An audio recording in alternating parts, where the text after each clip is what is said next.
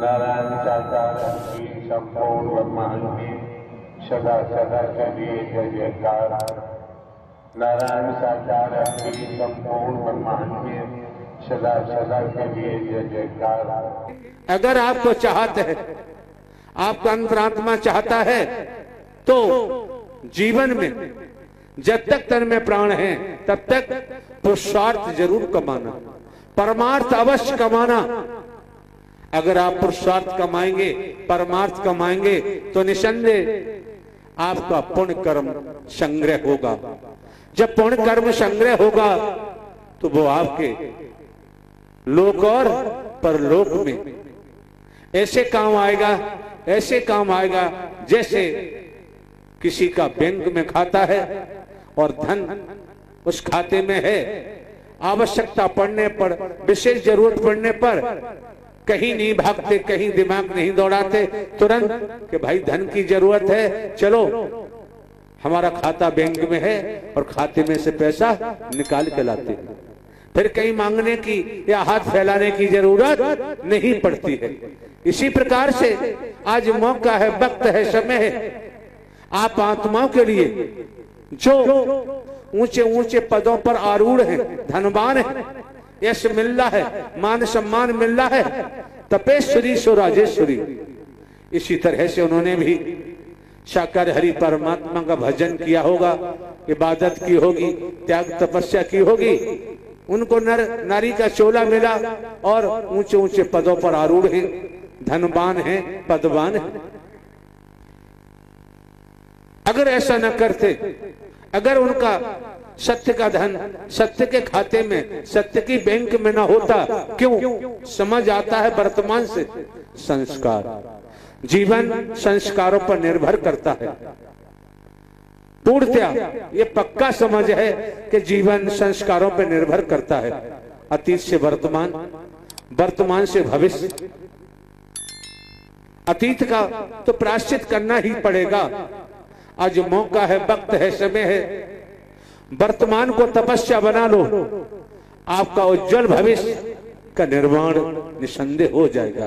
क्योंकि वर्तमान की कोख में आपका भविष्य छिपा हुआ है, वर्तमान की कोख में आपका भविष्य छिपा हुआ है। अगर आज अपने वर्तमान को नहीं संभाल पाए तो भविष्य भी खराब हो जाएगा। क्योंकि अच्छे कर्म का परिणाम अच्छा होता है, बुरे कर्म का परिणाम बुरा होता है। लेकिन मैं एक बात आपको यह ध्यान दिलाना चाहता हूं, वो क्या? जैसे आपके कमरे में, आपकी अलमारी में जो कुछ आपने भरा हुआ है, जब खोलोगे तो वही निकलेगा जो आपने भरा हुआ है। ये शरीर रूपी कमरा है, ये शरीर रूपी अलमारी है, बहुत समझना है। कभी कभी परेशान हो जाते हैं।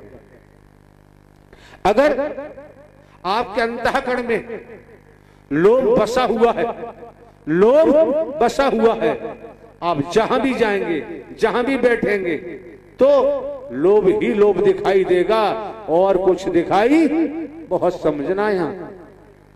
अगर आपके अंतःकरण में मोह छिपा हुआ है तो मोह के अलावा और कुछ आपको दिखाई नहीं देगा। इसी प्रकार अगर आपके अंतःकरण में, रोम रोम में अहम छिपा हुआ है तो अहम ही अहम बरसेगा, आपके पास दूसरा कुछ बरस नहीं सकता। अगर वर्णवाद का विष छिपा हुआ आपके अंतःकरण में तो जो भी आप निकालेंगे, जो भी करेंगे, वर्णवाद के तहत ही करेंगे, दूसरा कर ही नहीं सकते। मैं मेरी, अपना पराया बसा हुआ है रोम रोम में, अंतःकरण में, तो मैं मेरी अपने पराये के तहत ही आप करोगे, इससे परे कर ही नहीं सकते। और जिसके अंतःकरण में निस्वार्थ में डूब जाने के कारण गाली भरी हुई है, क्रोध भरा हुआ है, तो वही निकालेगा, दूसरा नहीं निकाल सकता।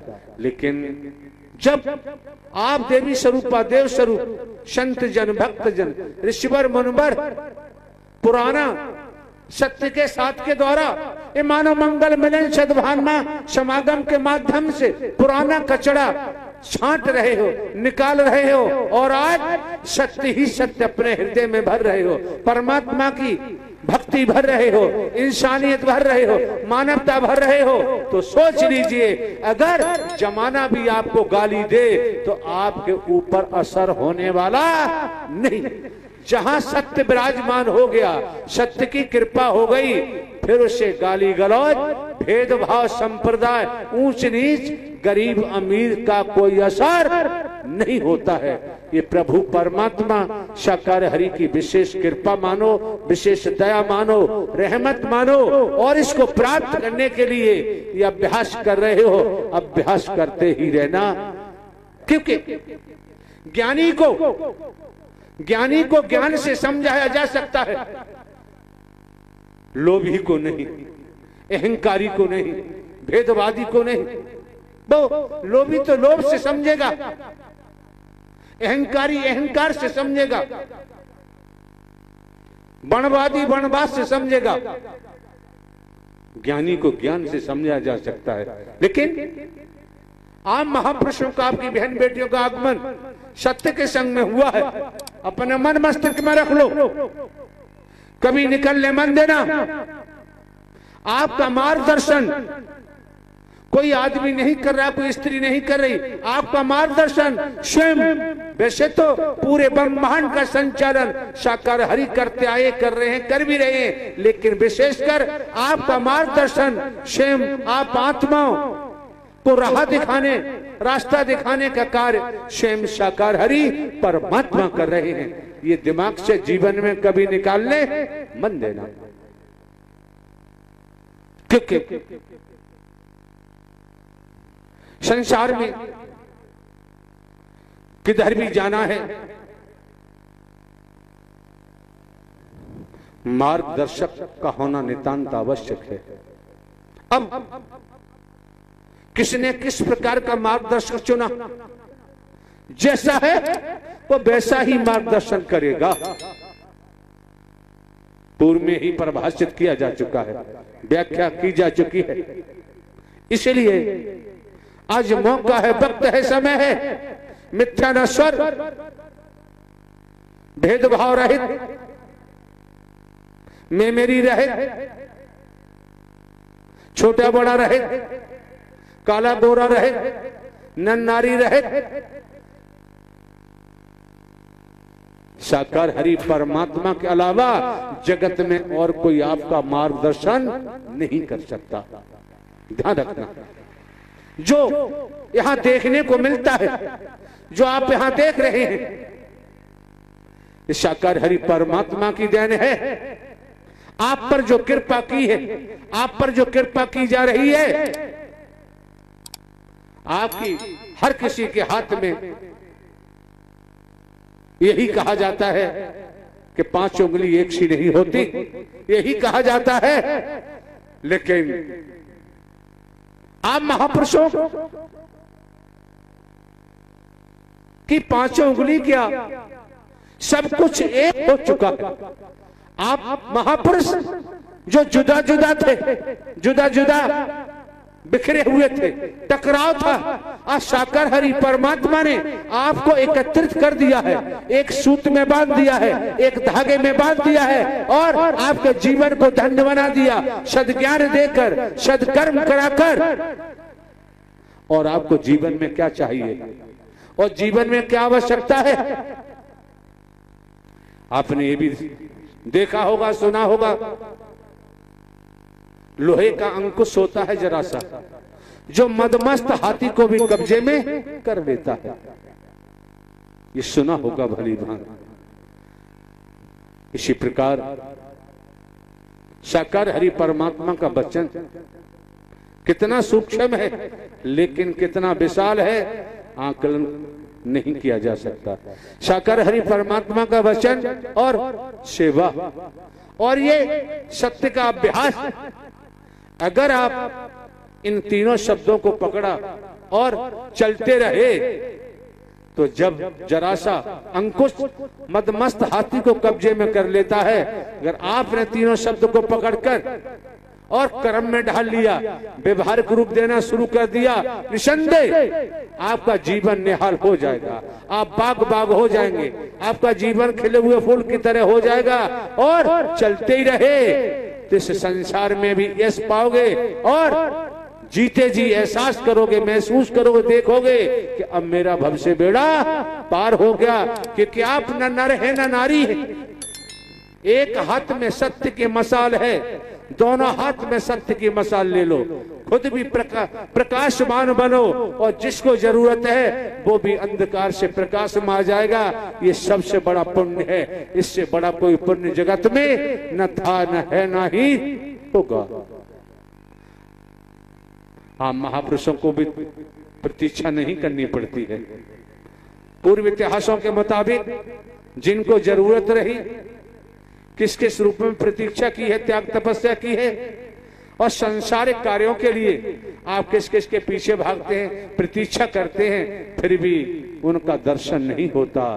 आज के वर्तमान काल में तनिक आप अंतःकरण शुद्ध करते हुए और साकार हरि परमात्मा का सत्य का साथ करें, वचन मान के सत्कर्म करें तो तुरंत देवी स्वरूपा का दर्शन होता है, देव स्वरूप का दर्शन होता है, संतों का दर्शन होता है, ऋषिवर मुनिवर का दर्शन होता है। और 100 डिग्री पर जब जल गर्म होता है तभी जल में उबाल आता है। इस रूप में अगर आपकी भक्ति गर्म है तो साकार हरि परमात्मा को अपना दिव्य स्वरूप का दर्शन देने में देर नहीं करते। ये मैंने क्यों कहा? शासन प्रशासन के कागजों में, रजिस्टरों में फाइलें खुली हैं और मुझे इसी क्रिया के लिए धौलपुर, मुरैना, ग्वालियर, भिंड, अंबा और ये बहा, औरैया, ये पूरा क्षेत्र 2-2, 3-3 बार इस क्षेत्र के महापुरुषों ने बुलाया और हम भी हरकारा चौकीदार बनकर पहुंचे और वहां इन समस्त क्षेत्र में, पूरे इलाके में मानवता भाईचारे का संचार हुआ, परमात्मा साकार हरि की भक्ति का संचार हुआ और मानव मानव को गले लगा रहे हैं, मानव मानव से प्रेम कर रहे हैं। जिस क्षेत्र को शासन प्रशासन के कागजों में एक बेहड़ के नाम से जाना जाता है और यहां तक जाना जाता है कि किन्हीं ही कारणों से किन्हीं के भाई, किन्हीं के बेटे, किन्हीं के चाचा, किन्हीं के पिता, किन्हीं के ताऊ, किन्हीं की बहन बेटियां ऐसे कारणों से निकल पड़े, भटक गए, जिन्हें इस बेहड़ में आना पड़ा और इस बेहड़ में पड़े रहे। किन कारणों से क्या क्या उन्होंने किया, क्या क्या नहीं किया। कहा भी जाता है कि मरता है तो क्या नहीं करता है। अवश्य जो लोग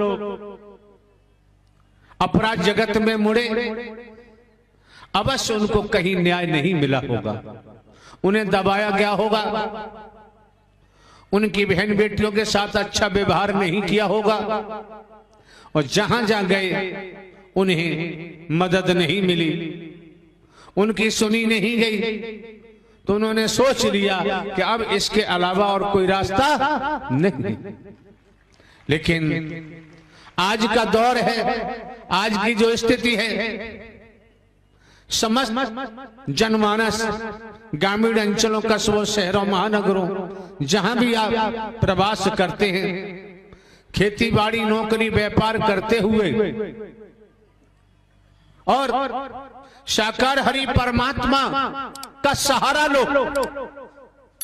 आपने दुनिया में किसी का सहारा लिया, मदद नहीं मिली, पलट दबाया गया, लूटा गया, दुर्व्यवहार किया गया होगा, तब आपने राइफल पकड़ी होगी, बंदूक पकड़ी होगी, बेहड़ में छलांग लगाई होगी। आज उस तरफ मुड़ के देखने की जरूरत नहीं। साकार हरि परमात्मा का सहारा लो। जो साकार हरि परमात्मा का सहारा ले लेता है वो कभी बुरी सोच नहीं रखता, बुरे कर्म नहीं करता, बुराइयों की तरफ नहीं जाता, व्यसनों में नहीं डूबता और भेदभाव में भी नहीं जाता।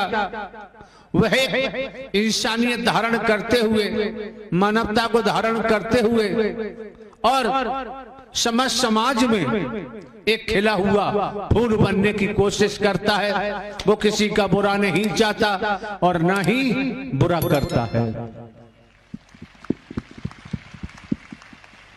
क्योंकि किसी को देखे ना देखे तनिक समझने का प्रयास करेंगे।